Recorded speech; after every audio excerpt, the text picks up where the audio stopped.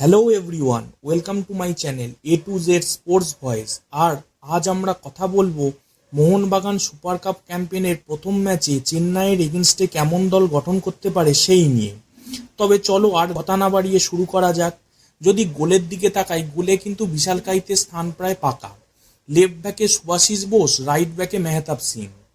অপরদিকে যদি দুই সেন্টার ব্যাকের কথা বলি, লেফট সেন্টার ব্যাক হিসেবে অ্যালবার্টো রড্রিগেজ আর রাইট সেন্টার ব্যাক হিসেবে টম অ্যালড্রেড, তাদের স্থানও প্রায় পাকা। ডিফেন্সিভ মিডফিল্ডে আপুইয়া, সেন্ট্রাল মিডফিল্ডে অনিরুদ্ধ থাপা, এই দুজনের স্থানও পাকা। আর রাইট উইং লেফট উইংয়ে মনবিল লিভস্টন, নাম্বার 10-এ রবিনো, আর ওপর দিকে নাম্বার 9-এ ম্যাকলারেন। এটাই সম্ভবত মোহনবাগানের স্টার্টিং 11 হতে চলেছে। অপরদিকে চেন্নাইয়ের দিকে যদি তাকাই, দেখব ক্লিফোর্ড মিরান্ডা পুরো ইন্ডিয়ান স্কোয়াড নিয়েই দল নামাবে।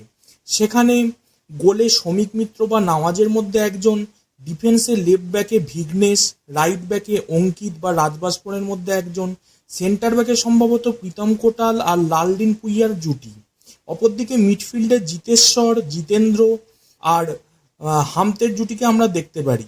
অপরদিকে যদি নাম্বার 9-এ দিকে তাকাই, তবে ইরফানকে রেখে রাইট উইংয়ে ফারুক চৌধুরী আর লেফটে গুরকিরাতকে রেখে স্টার্টিং 11 নামাতে পারে ক্লিফোর্ড মিরান্ডা।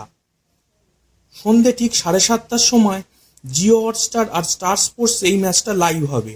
চলো, ভিডিওটি ভালো লাগলে সাবস্ক্রাইব করো, লাইক কমেন্ট শেয়ার করতে পারো। Thanks for watching.